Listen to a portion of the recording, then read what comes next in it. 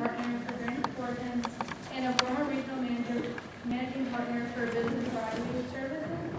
In addition to his responsibilities as the market leader for Thornton, Houston's full site of audit, tax, and advisory services, Michael continues to serve regional business advisory clients with a significant portfolio of core advisory services.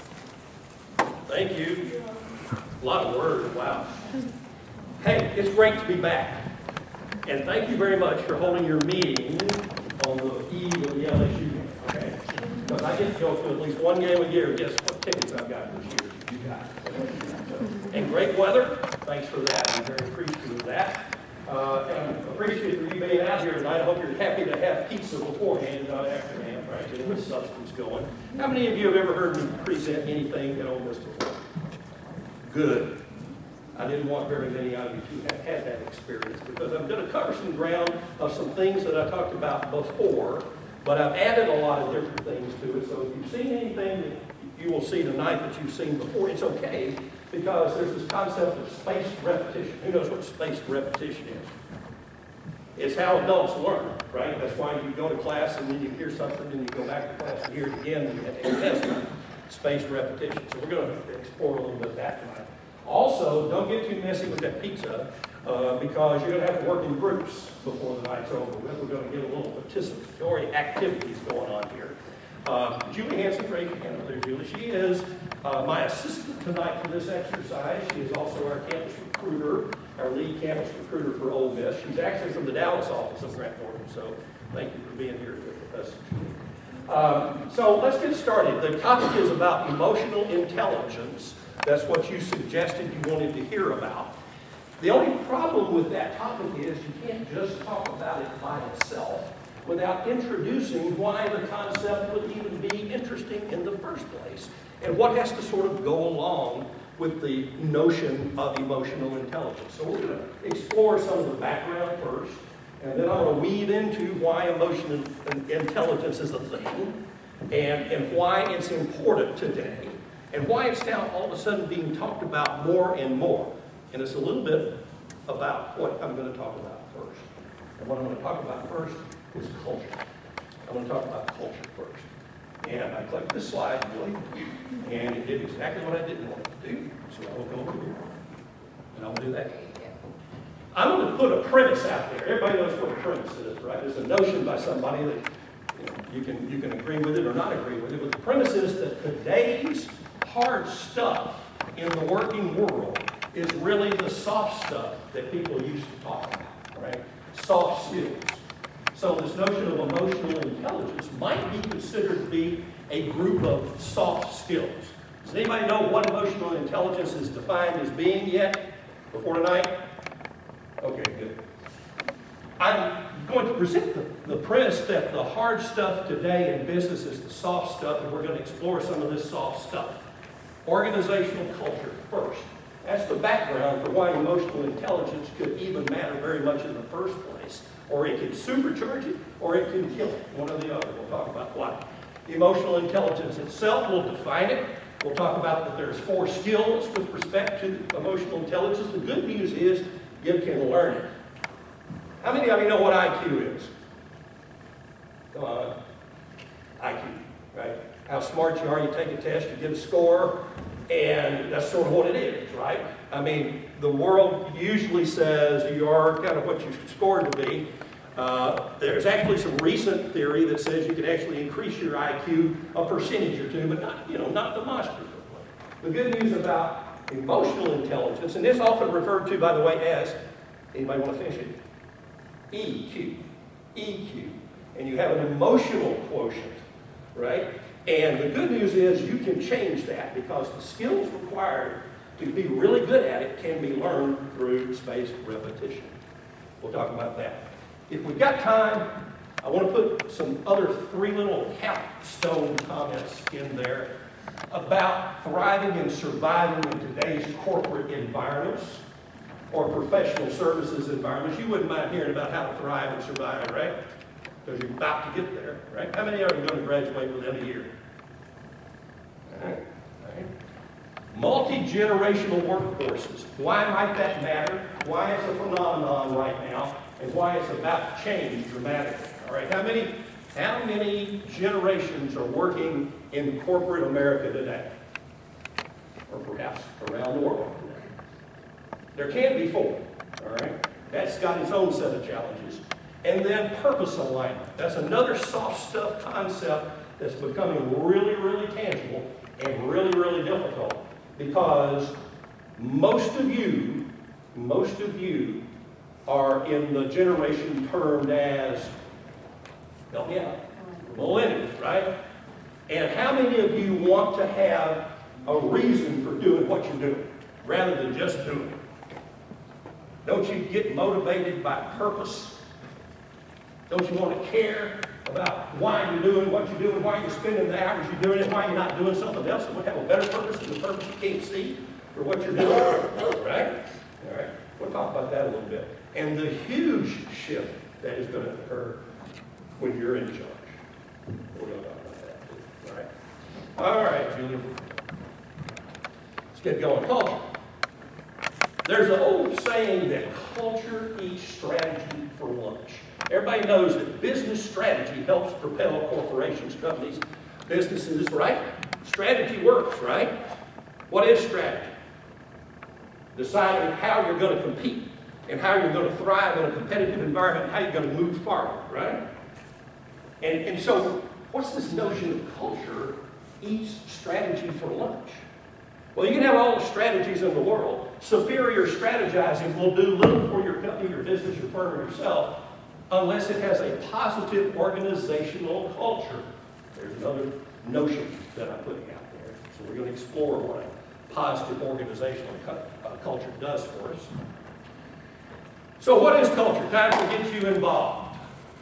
Julie, you want to kind of scribe if you hear some good words come out? Give me some adjectives or give me some descriptors of what culture, what words come to your mind when you're asked the question, what's culture mean to you?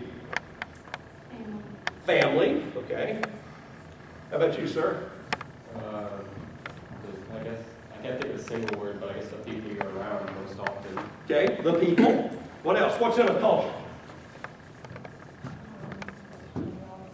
Diversity. Diversity, that can be a culture. Right? I'm going to walk over this way. You don't have name tags, but I'm still using a little bit of soft Socratic method, right? Is that okay? What about you? What do you think? I guess kind of the way that the people you're around behave. How the people around you behave, that's very good. I'm going to give you some teasers. We're going to keep going this way. How about some of that stuff? How about beliefs? Isn't that a part of what? Ole Miss. Do we have a culture? And do you see anything up there that might have something to do with our culture at Ole Miss? Traditions. Habits. Attitude. Historic behaviors, traditions, beliefs. Give me some more. There's 4, 5, 6 more that you can get you engaged. You, sir. Teamwork. Teamwork. Rapid fire. How about you, ma'am? I guess differences. Differences. That can be a part of culture. How about you? Atmosphere. Atmosphere. Okay. Survey says, how many of you are old enough to know that old game show? What was the name of it? Family Feud. Spirit. The way we do things around here. The values we live. What about energy? Is that a part of culture? What if I say, are you ready? What happens? What do you say? What do you say? Hell yeah. All right, I know they're videotaping it. It's okay. Right? It's all right because that's the punchline for, hey, let's get up. Let's get some energy going, right? And that's why do we even have Hottie Top? It's tradition. It's the way we do things. It's the way we get engaged. It's the way we get excited. It's the way we express our attitude toward what's about to happen, right? Saturday. Right? Okay. So, culture is a choice. Another notion. Culture is a choice. It either shapes us if we don't shape it. Does that make sense to you? Right?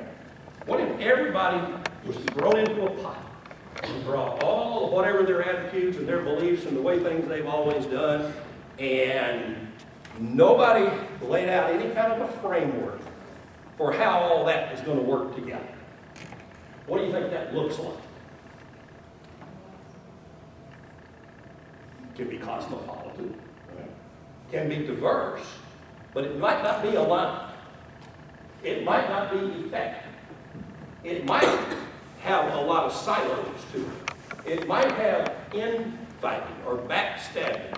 And in that kind of situation where you don't have something that underpins what your culture is going to be about, it tends to form a life of its own, and then it creates what we call the jaws of culture.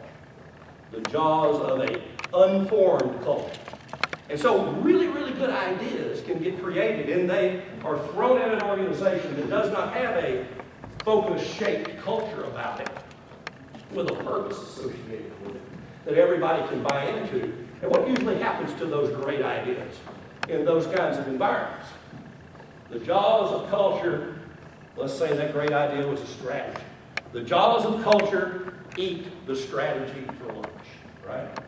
So there's a very, very powerful concept, is that shaped cultures matter, and they can be shaped systematically. But do you believe it? What does the corporate world, what does the professional world, what does the business world really think about culture? 84%, according to a Booz Allen study in 2013, agree that the organization's culture is critical to business success. I promise you, I'm going to bring emotional intelligence back into this in a minute. Number two, 60% say culture is more important than strategy. Culture eats strategy for lunch. Or even the business model or the operating model. And 51% think their organization's culture is in need of a major overhaul. Only a few years ago, this study pointed to that out. And I will tell you, it's become an increasingly hot topic since then, so much so, that there have been additional studies created. This one over here, if you want to write this down, this is actually a really good reference book. It's called All In. And the notion here is how the best managers create a culture of belief and drive big results. All in, based upon a 300,000 person breakthrough study that explains why people behave the way they do, why they think the way they think, based upon the culture that the leader or the, quote, manager installs. And that will drive success or not so much, based upon a lot of these soft skills that are today the hard stuff. And this is one of the many, many volumes of literature that you can find today that speaks to why it matters. Speaks to why it matters. All right. So, this isn't a commercial, this is just the truth. At Grant Thornton, we focus on this stuff because we want to shape a culture that works for us, and works for our clients, and works for our people. All right? You may have done any research on us. We'll talk about we have a people-first strategy. You may have heard something about that we focus on culture. And you may have heard that we do things like hold workshops. And some of our former recruits and interns that are to be are in here. They've heard some of this too. But we actually think about what the brain does to us on a daily basis. And you know, you're looking at me. You got a left side and a right side brain, right? Even though it's right and left for you. And the right side of your brain is the what kind of side? That's the creative side, right? And the left brain is that logical, progressive, a little bit boring, but very fundamental because you're very good at that side. So, but we kind of think of it as the concept of the human operating system. Like you got an operating system on a computer, and humans have sort of an operating system that works their central processing unit, which is the brain. And if you study why we behave the way we do, why we feel the way we do, why we see the world and the others the way we do, and why we are so effective sometimes and ineffective of others, each one of those things is a set of research and rock-solid evidence on the soft skills side of the world, not the hard skills side of the world. So, I'm trying to make a case to you that today's hard skills are the soft skills because we're learning more and more about what we need to know more and more about to become effective. Okay. Energy. Why would I put a slide up that talks about energy all of a sudden? Right? Do you believe that energy has anything to do with culture? Well, we just kind of illustrated it a minute ago when I hollered out, "Are you ready?" And did there create a little energy in the room? A little bit, right? Because you probably thought, well, okay, he's from Ole Miss and he thinks that's going to be cool, and we're going to be all yelling at him. What if I asked you to introduce yourself to everybody and say good evening in 1 minute in this room? What would happen? You'd be bumping into furniture and people would be getting up and you'd be running around and you would be trying to do it fast. You'd try to play along, but at the end, I'm not going to make you do it. But when you do that exercise, what happens, Julie? Energy in the room goes up. It goes way, way up. And it's because you're engaging. And there's something going on. And you've got physical activity. You're not just sitting there, right? Energy matters because, you think there's more than one kind of energy? There's 4. All right. High positive, energetic, enthusiastic. Low positive, reflective, great. What's your energy level right now? Low positive. Maybe, hopefully. Hopefully it's at least low positive. I don't see anybody highly negative, angry, or hostile back there. Right? I don't see anybody, well, high positive. Anybody high positive in here? Me? I hope you think I'm high positive. I'm trying to be high positive. Low negative. Seen any low negative energy in here since you've been here? What was I doing a minute ago when Julie was up here and 3 other people were working on their technology? And I'm sitting like this. That was kind of like, okay, I'm a little worried. It's going to be hard to do this presentation without all these slides. I can try, but I'm not, that's going through my mind, right? So I've got a little low negative energy going on, but guess what happened? It worked. And then what happened? I became great. All right? Why does that matter? Because there's a thing called the mood elevator. Anybody heard of the mood elevator? Just a few. I've talked about it before here. That might be something you heard me talk about. It's a thing. You can Google it. It's on YouTube. And it's described by a fellow that created it called Larry Sinn. S-E-N-N. Larry Sinn. And he formed the firm Sinn, S-E-N-N, Delaney. And they are the #1 respected culture-forming firm. Did you know there's actually culture-forming firms out there that you pay millions of dollars to help you form a culture? I know because we did it. All right, out of the pot. So, this is a notion. How many floors you think are on this thing? 12, let me count it. 12, a little bit more. Let's just say this is a bank, this is an elevator, and those are floors. And what's up at the top? I told you a minute ago I was great. Think about a time when your mood was great. Think about that for me right now. All right, you smile. And it's not just because I'm picking up because you're right up here. But you smiled when you thought about great. What did you think about? I broke my boyfriend's computer and he was not mad at all.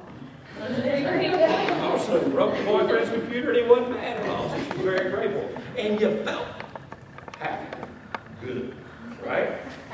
Kind of, right? A little bit surprised, maybe? Mostly that, but... Oh, okay. And then you felt a little remorse because he broke his computer and he was such a good guy, correct? Okay, there you go. What was his mood? Forgiving. Forgiving. Okay. Understanding, patient. How about that? So, sense of humor, flexible, adaptive, cooperative, understanding, patient, appreciative, all really kind of good sounding moods, right? Do you think better when you're in a better mood? You do. It's physiologically proven. You think better when you're in a better mood. And if you think better, do you believe you're going to get a better result at the end? Yeah, that's also true. So, think about culture again. If you had a great culture where people were appreciative, compassionate, optimistic, hopeful, creative, innovative, wage, cycle, grateful, sensitive, flexible, adaptive, cooperative most of the time, and you went to work there that day or every day, and you got to be around those kind of people with those kind of habits, exhibiting behaviors that are reflective of those kind of moods, what do you think that place is going to be like? Is it going to be higher performance or lower performance? If everybody's thinking better, results are going to come out better, right? So it's got to be that it's a higher performing situation. But what is true? How many times have you ever gotten an email and you didn't like it? And it was 15 minutes before you had to do something important. What happened? What happened? Straight down. Where were you? At least judgmental. That's stupid. I can't believe they said that. They're dead wrong. I now got to go explain it to them again. I'm irritated, right? But yet you got Dr. J's test done in 15 minutes. And he is out. Your purpose in life, I know your purpose. Your purpose in life is to eradicate accounting illiteracy. Or something such as that. Stamping out your Right. And so, so you get that irritating, bothered, anxious, worried, defensive, judgmental, and blaming thing in that email, and now you got to go take this test, and look, nothing new. I'm not a graduate, we just do a quarter. Okay. What happens in that test? You fight yourself to focus, don't you? And you start working that problem, and you got the first one, and you okay, that's good. The next one looks a little crummy, and you think about this issue again. And what happens? Well, you kind of maybe blank out on that for a little while. You see the point? And you now start perhaps a downward spiral, right? You get stressed. Now you maybe get angry. You don't want to go down there. So, anybody understand that there's a dot up there for a reason? What if I told you there's a special magic floor of that elevator that if you at least started there every day, your odds of going up versus going down increase significantly. And that dot is by the floor that is labeled curious, right? Somebody tell me why curious is a good floor to start out the day on. What happens if you're curious? At least. Say it again.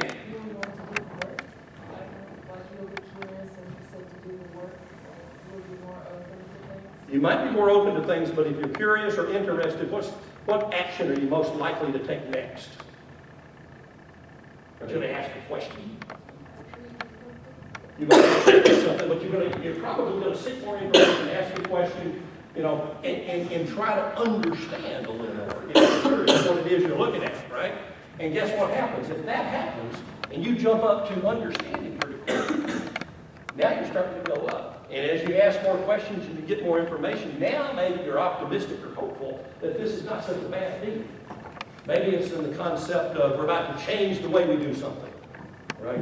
What do we usually do as human beings when we talk about changing something that we're going to do that we've always done? What's the first reaction? That won't work. I don't like that. That can't apply to me, right? Judgment. I'll promise you I'll come back to this later. All right, how many of you seen that before? Okay, not very many. Good. So, take a look at it. I want to give you about 20 seconds to look at it. Look at as many images as you can and remember as many of them as you can. Go. You need to walk to see if you can.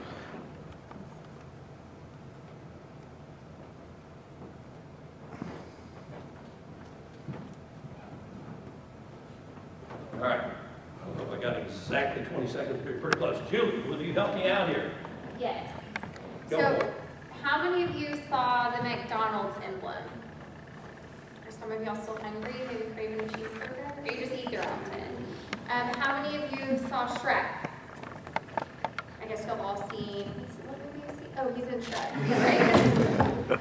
So y'all probably all seen that. How many of y'all saw Beyonce? Y'all saw Beyonce? Oh, okay. It's Tyra Banks. Tyra Banks. A lot of people just glance a beautiful woman, it looks like Beyonce, when in reality it's really tight. What about the Coca-Cola emblem? What about the oven? You saw the oven. Do you cook quite often? I do. Yes, that's why you saw the oven. Okay, what about Starbucks? Did anyone see Starbucks? A lot of coffee drinkers? Okay, let's do a couple more. What about Michael Jordan? So Michael Jordan is actually not up there. It's LeBron James, but he's wearing number 23. So that's why sometimes people say him for Michael. Keep warning. Right. Okay. Good. So, thank you, Julie. So, what's the point here? We all see things differently. We're looking at the same thing, but we all approach and see things differently, right? How many of you looked at the biggest items you could first? Most obvious, right? How many of you started to look at it in the middle? How many kind of started looking around the edges first and then worked your way in? Right? How many of you kind of looked at it and said, I don't know what to look at first? Why are we doing this? Right? The obvious point is that we all see things with our own set of filters. Right? You cook, so you saw it up. Right? A lot of people that don't cook maybe don't look at ovens very often. Right? And so, in the way the brain works, you see images that are common to you. Right? How many of you go into Starbucks on a regular basis since it's over in the library? How many of you, everybody goes to Starbucks, right? So it's sort of natural that most of you will see that. So in a culture where you need to be more right than wrong, like a public accounting firm, and we're all starting out seeing everything differently, how in the world can we get to the best answer if we know that we're going to have what we call blind spots because of our filters? How are we going to solve that issue? Soft stuff here. How are we going to solve that issue that every single one of you is going to look at the same set of facts and see it a different way? And you're going to get a lot of the same stuff, but you're going to miss a lot of stuff too. Right? So how do you think we solve for that? Teamwork. Teamwork. Absolutely. Who said that? What's your name? Ben. Ben. Do you work on teams, Ben? Yes. Okay. You ever had a team where you were clicking along and all of a sudden somebody didn't do what they were supposed to do and they didn't bring their part to the party? Right? How did that affect the mood of the team? Not so good. Not so good. And so on my mood elevator, if the team had a mood, what would the team's mood kind of be? Down. Down. And did y'all get curious to try to get yourself out of that, or did you rail on it for a while? We came together, tried to move up the elevator. You didn't know about the elevator at the time, but you do now. I mean, quick like that. But the point is, you can't use that right now. So the notion is, we can solve, at least for some of these problems, because, well, that was actually a different problem. That was a respect problem, right? That team member didn't respect the rest of the team, and therefore, if the lack of respect occurs, then what else happens? Trust goes where? Down, right? And so, if that's the way a particular company's culture works all the time, can you imagine how the mood is in that place? Right? Can you also imagine how the collaboration is in that place? Not so great. Okay? All right. So, my point here is, this is what the world's going to look like when you get out in it. It's going to be complicated. It's going to have a lot of moving parts. Just, I know you don't pick up the paper problem. I still get laughed at for getting a paper. But you just read, whatever it is you read, it explodes into what all's going around the world today. And it looks something, not these images, but it's a jumble of stuff, right? And in a company or in a business, it's the same thing. And so it's the people in the business that have got to sift through the jumble of stuff. They got to work together to achieve the purposes and the strategies of the organization, and therefore culture really matters in how you approach this. And now, I'm going to put out the V word, which is The last piece of background before we get to emotional intelligence is values really matter as the foundation for driving the organization down a certain path, irrespective of the business strategy. This is another notion that I'm putting out there. So, in our firm, we call it CLEAR because we like acronyms, and you can remember acronyms, right? Julie, what's CLEAR mean without reading the bottom of the screen? Collaboration, leadership, excellence, agility, respect, and responsibility. Right. And so the reason that we all know that is because we know that there are behaviors that we want to see everyone replicate with spaced repetition so that we learn them and turn them into habits, and we get these behaviors. We actually wrote it down on a single sheet of paper. And we're using the old concept of McKinsey threes. Anybody heard of the McKinsey threes, the rule of threes by the McKinsey consulting firm? So, for example, collaboration is the first one. Think team, not self. Make other people better. Ask for help and give help. Bring the best resources to every situation, and you will have better relationships, better insights, and better results. So I'm only going to read a document for you. You can study this as I talk a little bit. But this is called the VBO document, Values, Behaviors, and Outcomes. And the reason that we wrote this down, and it took over 14 months to get this in this position, because you had to debate it a lot. But we got it down to what we think is the common set of behaviors that ought to be the habits and attitudes and examples of how our culture works. How our culture works, but there's a trick. You gotta learn the behaviors. You gotta learn the behaviors. Some of these might not be the kind of behavior you got brought up to do. How many of you ask for help on a routine basis? As an example. You're all smart people, right? You have a great university, you're taking a great program, you're made outside, you're smart, you know you're going somewhere. When do you actually ask for help? How often? Anybody ask 10% of the time? Let me flip it around. Anybody ask 50% of the time? Okay, be honest. Anybody else? Okay, good. But it's not in everybody's nature to ask for help, right? I want to do it myself. I want to show that I can do it. If I ask for help, it looks like a sense of weakness, right?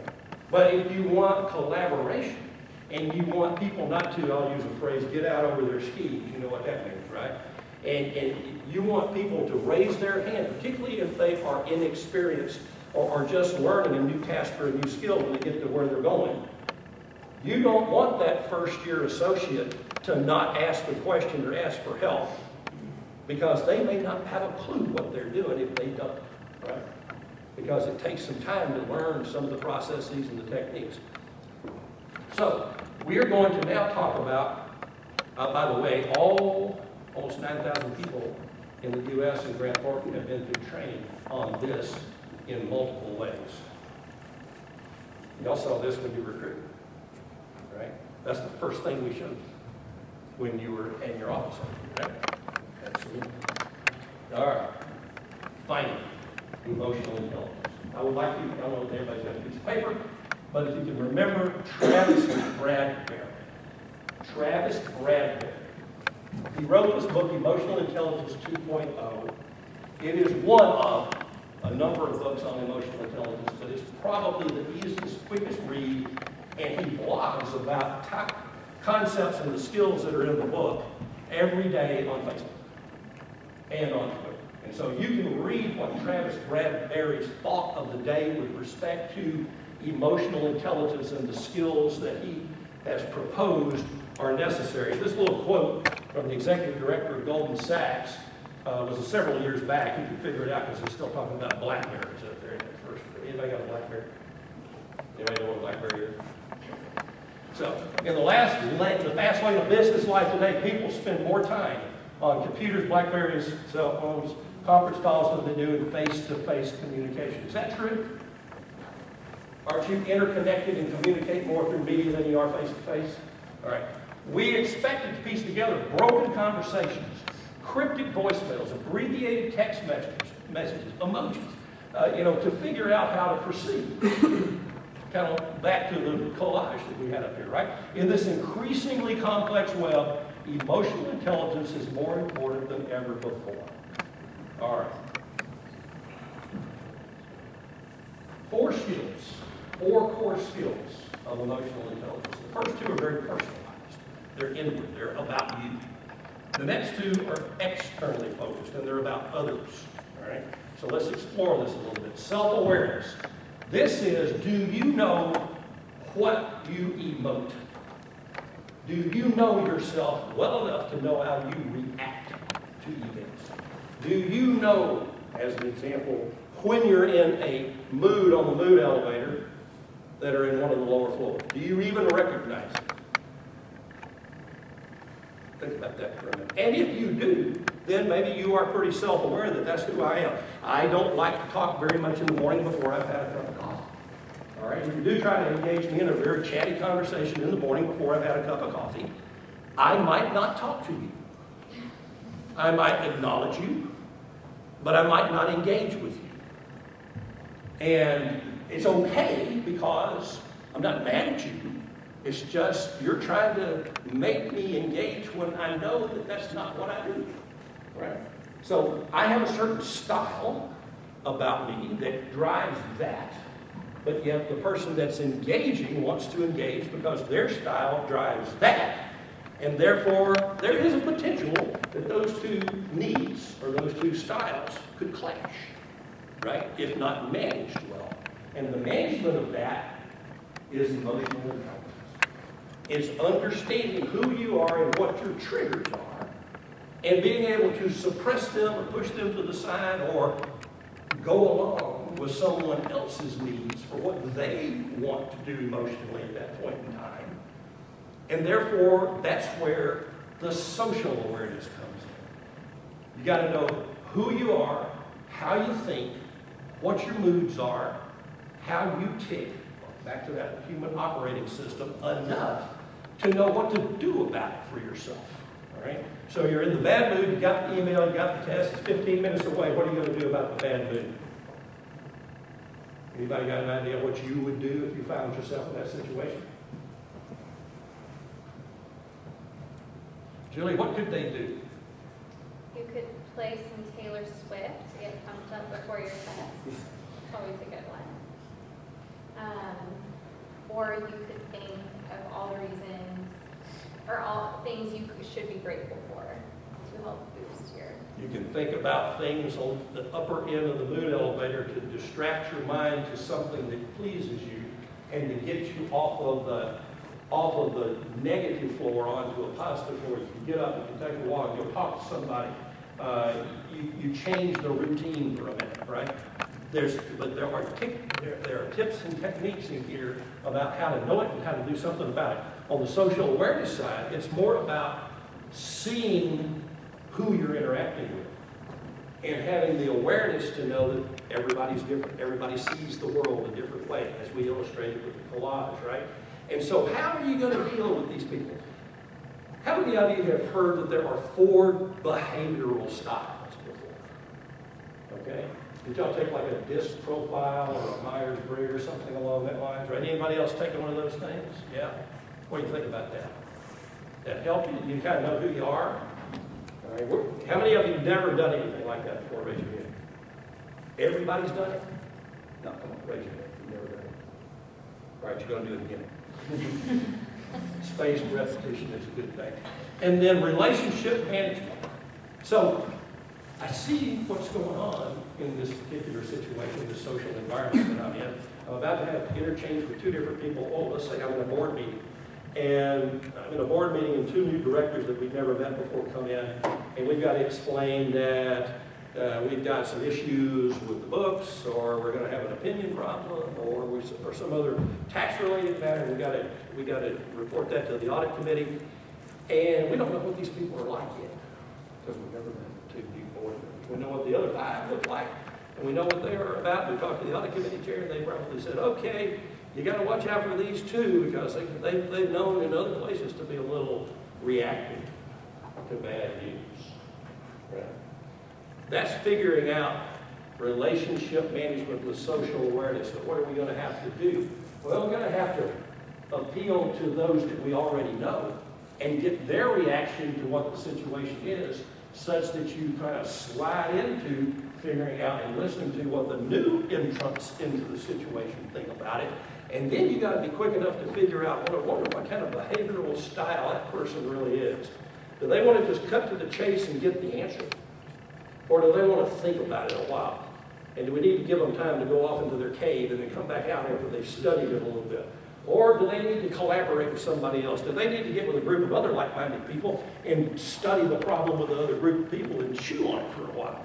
Or do they just need a bigger picture? You know, this isn't all that bad. It's a thing. But you know, it won't, the management figured out why it happened. They've already corrected it. It's not going to affect the stock price that much, if at all. And we've seen this before, and nothing really negative has happened. So the big picture, maybe the big picture people, they don't want all the guts of how the sausage was made, right? So looking at it from that perspective is what Travis talks about in a large context of relationship management. Okay, so let's try this. There are 4 behavioral types, right? First one we want to talk about, is this going to do this? Yeah. Formal. Formal. What time is it, Julie? How we doing time? 6:55. 6:55. We want to be out of here about 7:30, right? Yes. Katie, what? I know we started a little late. So. That'd be more than fun. 7:30? Yeah, that'd be fun. Okay. All right. So let's don't break into groups on this. Let's just do it as a Okay. Okay. All right. So you might want to describe a few things then. All right. We were going to break into groups and let you chew on this for a while. All right. So give me some characteristics of formal people. Throw it out. Yes. Rules and regulations. All right, rules, regulations. What else? Formal people are like what? Structure. All right, good. What else? Charismatic. Charismatic, maybe? Okay. Formal people.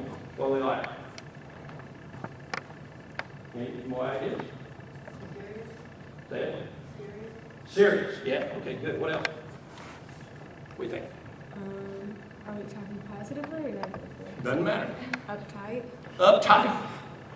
Okay, what else? Now you got the negative thing. Do anybody else got some other negative thing? Formal people. All right, survey said. See what it says. Any of that resonate with you? Are they disciplined? Are they structured? I heard that. Are they logical? Maybe a bit formal, so they're a bit reserved. Generally, the formal people kind of exhibit that they're probably organized or they're trying to be. Sometimes. Okay. Precise task focus shows less emotion. The formal people show less emotion. So you buy that, right? Think about yourself now as we go through these things. All right, next. Informal. Words. 3 words. Casual. More words, please. Haphazard. Disheveled. Disheveled. Okay. That's a big word, isn't it? What do you think? Emotional. Okay. What do you think? Energetic. Informal people, energetic. Okay.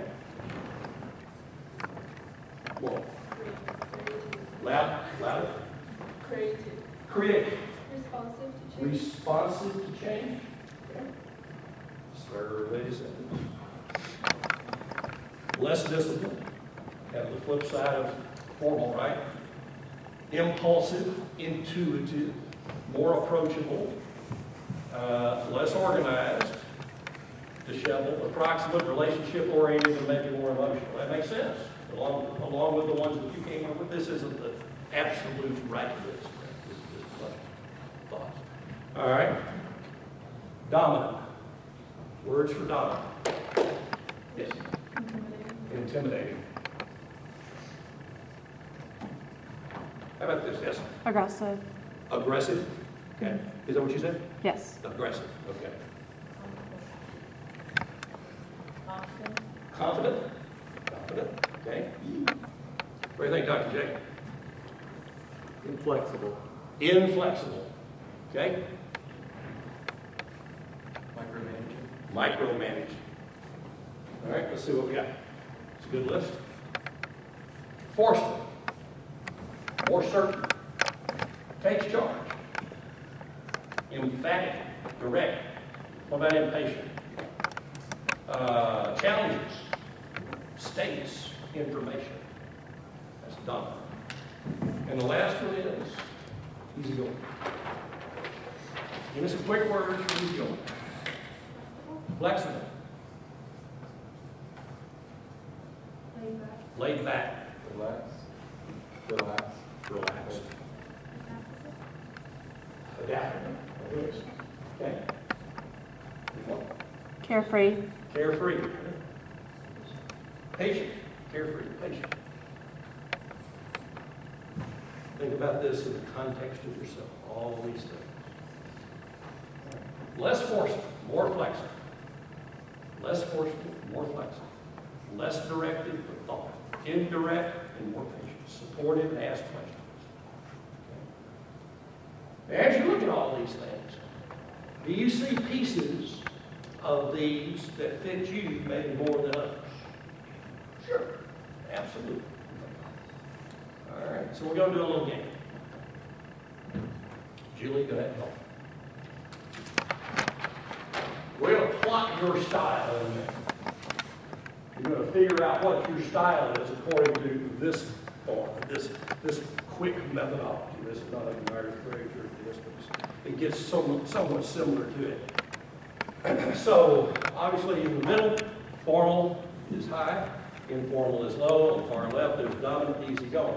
Okay, so Julie, pretend like that Julie can put her finger. How are we going to do this? We were going to do it on the, well, let's do it this way. Yeah, let's just do it this way. Draw you across the edge. Let's put it where everybody can kind of see it. All right, so this is formal, this is informal. You're going to figure out what style I am right now. And you've known me not long, right? All right, so if that's an F, put it up there, put an I there.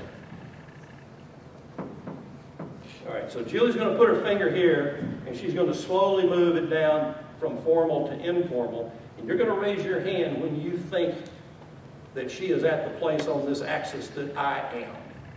And you raise your hand when you think that you, when you want her to stop, you raise your hand, all right? Go, Julie.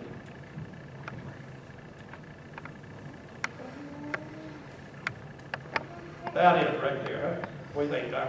Think it's about it? That right there in the middle? All right. Now we're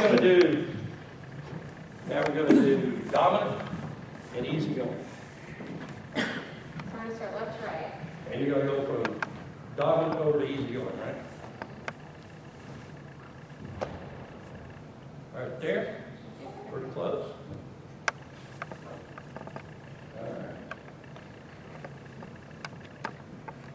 All right. So, guess what? These quadrants all mean something. So, top left, put a big old C up there, Julie. Bottom right, put an S. Top right, put an A. And bottom left, put a P.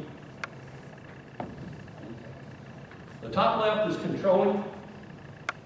The top right is analyzing. The bottom right is supporting.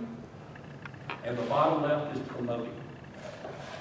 Now, there are characteristics of each. There are characteristics of each. And once again, we're going to maybe think about breaking you into groups, but we think we've got a little bit more effective way of doing it. I want you to, I don't know that you've all got, you don't all have a piece of paper. But I want you to think about where you think you are using that same little test with your hand. All right? So hold your hand up in front of you. And that's what? Formal, that's informal, this is dominant, and that's easy going. And I want you to figure out for yourself where you think you fall. Okay? Do that just for a minute. See if you can figure out for yourself where you fall.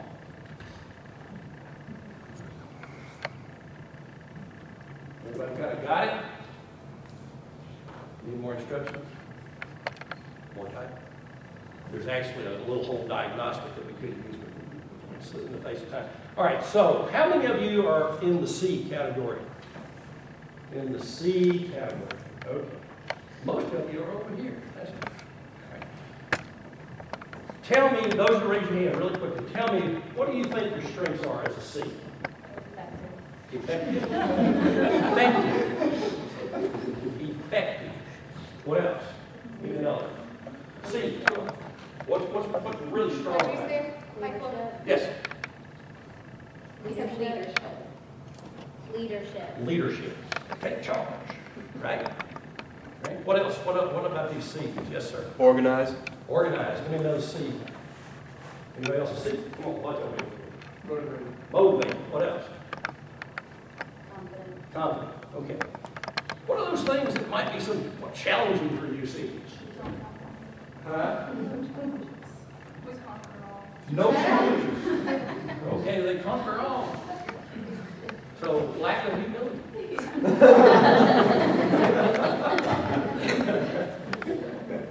No lack of confidence. Right. Anybody on the sea think you got any kind of challenges you might want to work on? You're not very compromising? Not very confident. Giving up control. Don't give up control very well, right? Don't like giving up control. You're good. Good engagement, by the way. I'm grateful for that. All right. Bottom right-hand side. Who was an S? You're an S. You're an S. Okay. Any S's? You're an S. Okay. Give me some good things about being an S. What are you really proud of about being an S? You're very considerate. Absolutely. What else? Good positive traits. What do you think? Very non-confrontational. Non-confrontational. Is that what you said? Non-confrontational. Do you S's like working together in teams to figure things out? Right? Do y'all like to be micromanaged? Absolutely not. Okay. All of those that were A's. Who's an A? There should be a bunch of A's. Okay. Tell me some attributes of an A that you're really proud of. That you like. What's your strength? That's what I said. That you're flexible. A's are flexible. Okay. Handle that. What else? You like to be quick and sloppy, or you like to be detailed and precise? Detailed and precise. What else? You like to make contributions to the team, right? What else? Understanding. You want understanding, right? You need facts. You need a lot of facts before you make a decision. Are there challenges to being an analyzer? Too slow to act. Okay. What's that? Too slow to act. A little slow to act, maybe. Right? Why? Because you're analyzing. Right? Got to analyze. Okay, there's a good few thoughts there. All right, where are we? Finally, promoters. Who are the P's in here? You're the P's? All right, P's do this. Right? That's right. What do you like being about a promoter? I feel like I'm approachable. Approachable. Okay. What else? Go over here. Yes, ma'am. Talking to people, it's like making everyone feel included. You want to be inclusive. You're very inclusive, and you want people to be a part of a deal, right? A part of a thing. Right? What else? Any other P's over this side? Any P's over in here? You think you got me right? You got me as a P. Yeah, you did. Yeah, you did. You got me right. I like big pictures. I like to talk about the big picture. But I also can dive down and sort of explain a notion of why the big picture is a good thing, right? I like doing that. I like getting people to, come along with these ideas and these thoughts. And I may have 5 or 6 good ideas, right? But do we follow up on every one of them? Yeah, maybe not. Maybe we need some help on that detailed stuff. Okay. So I think you maybe quickly are going to come to the point here in a minute that controlling style has some strengths like taking charge, being decisive, bottom line focus. Let's get results. That sound like you C's, right? And then some potential development challenges, or maybe some potential liabilities are you might be impatient, you might be a little bit insensitive, you might be a little autocratic. I got a guy that I work with all all the time. His name is Jim. And he is a business development executive. And he is a great guy. He was a former Coast Guard officer. He was a football guy. He would do what he needed to do whenever he needed to. He's very much a senior, right? And can you believe that after 11 years of working with this guy, he still will not put an appointment on my calendar through my secretary? Because I am a little bit formal, and I do kind of like to have my day ordered, and I'm scheduled and whatnot. He likes to show up at the door, knock one time, walk in, and says, you know what, I had this happen. Irrespective of the fact that I may be in the middle of thinking about something else and whatnot, right? That was 4 years ago. Now, at least, they're working with culture and with core behavioral styles.